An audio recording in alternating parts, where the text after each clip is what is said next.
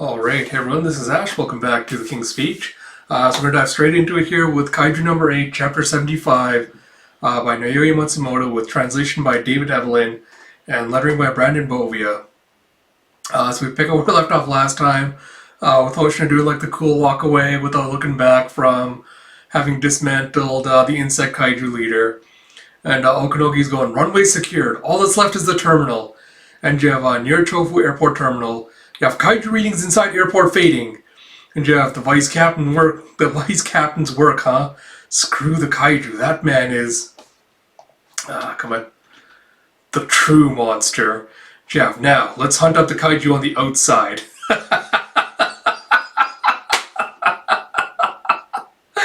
And Verten's is yelling at him going, Gah! The officers ought to be next. Let's wipe out the officers, Hoshina.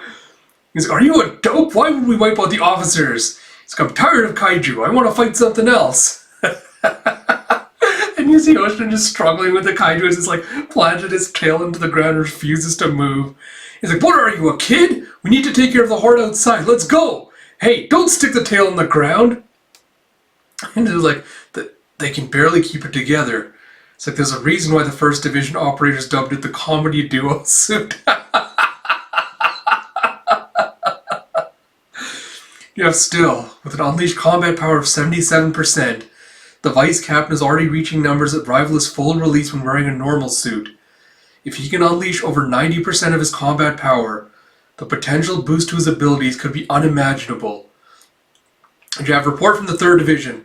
Vice Captain Hoshina has cleared the Chofu Airport. And you see Narumi just getting ticked off thinking of Hoshina just laughing at him going, say what? You're still not done over there? It's like, I can picture old Bullcut's smug face now. And you have, I cannot remember Baldy's name, but Baldy going, that just leaves the area around Oizumi. Which squads are in charge? And you have a company led by Shinanome's platoon and another led by Tachinaba's platoon, sir. Because the evacuation of citizens has been delayed due to traffic congestion, we've had to assign personnel to escort our evacuees, thus limiting the number of areas cleared for combat. And to make matters worse, the emergence of 6 super giant class kaiju has made conditions even more unfavorable. And you have Shinonome going, there's too many of them. We'd have enough trouble taking down just one of those things. So indeed, we've never encountered 6 kaiju that size in the same area before. This is unheard of. And you have Platoon Leader Shinonome, please put me on the front line. And you have, I've never fought kaiju that big before, but I'll make it work.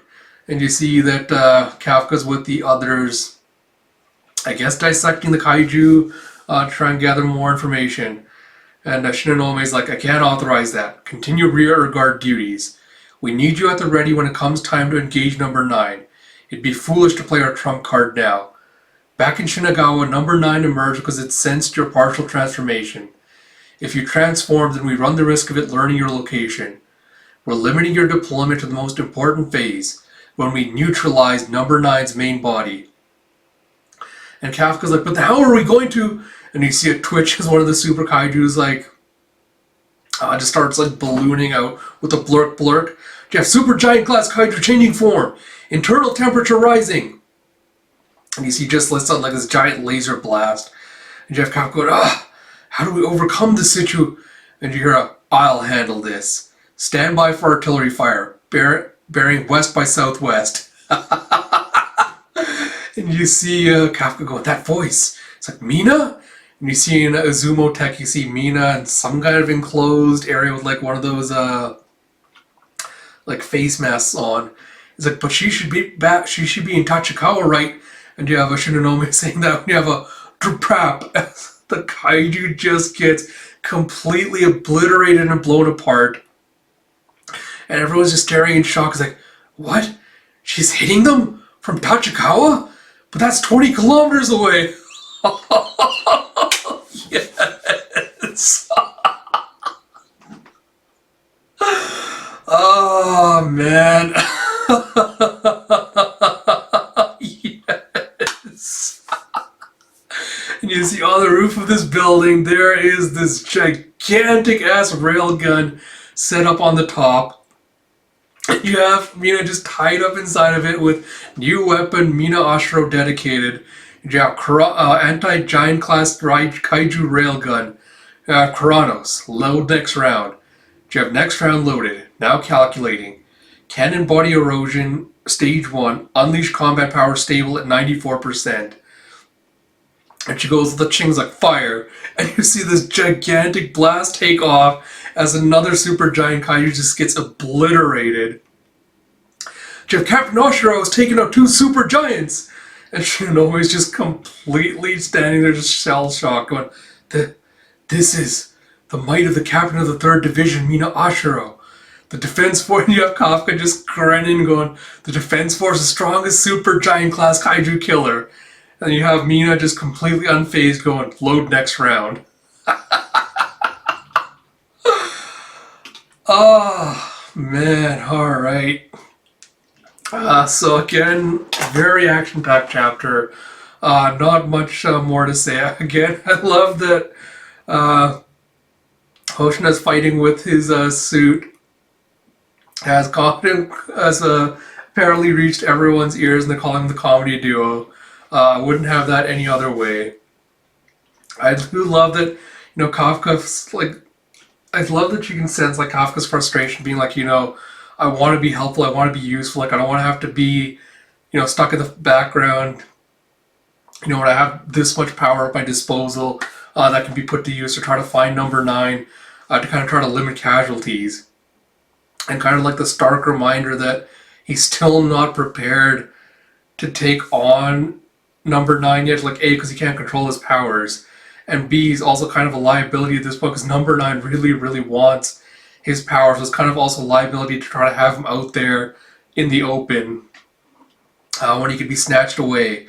Because again, like, he is their ace in the hole at this point, and they don't want to really play their hand before they need to. So like, I can get both sides of this. Like, it makes sense with Kafka like feeling frustrated that he's not being able to do more, he's not being deployed to do more. At the same time, the defense force is like, no, we can't just like, toss you out at the first sign of trouble. We need to be able to handle these kaiju, by ourselves as well. We can't just rely on you solely. And I love how then this chapter just kind of cements and showcases how far ahead of him Mina still is, like how far Kafka has to go, even with all the power-ups and like all the training he's done.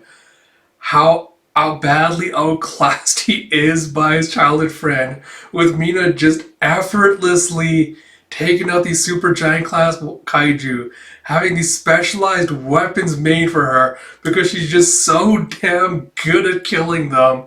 They're making specialized weapons for her to be more efficient at taking out kaiju. So absolutely love it. Can't wait to see where it goes from here. I do wonder if we're gonna get a showcase. We did see was it the weird like Lolita kaiju? So I wonder if we're gonna see that one go into action, possibly against Kikora. If we're gonna see any of the others also kind of come out to play, as it were. I also want to kind of see the other numbers, weapons, recruits, and what they're capable of, or at least get like a taste of what they're capable of. But yeah, I feel like this arc is definitely going to open up a lot of new doors and a lot of new possibilities. So I'm looking forward to all of that. So with that said, like I mentioned in my other kaiju video, I'm going to get out the Kaiju and Spy Family videos today, and then I'm also going to attempt to get at least some Akane Banashi chapters out today as well, so I can hopefully be caught up by next week at the earliest, if not the week after at the latest. So look forward to that. As always, thank you all for joining me, and I hope you all enjoyed these videos. And if you have, please do consider like, commenting, and subscribing, especially if you like and subscribe. That really does help me out a lot, because it tells the YouTube algorithm that my videos are worth promoting, and it kind of gives me the impetus to keep going and keep producing more content, so that would be greatly appreciated. And yeah, so like I said, look forward to a couple of those videos coming out today. I'll try to probably do a channel update or something next weekend with plans for what read-throughs and stuff are going to be happening closer to Christmas and for the new year. So look forward to that. And until next time, this is Ash. I will talk to you all later.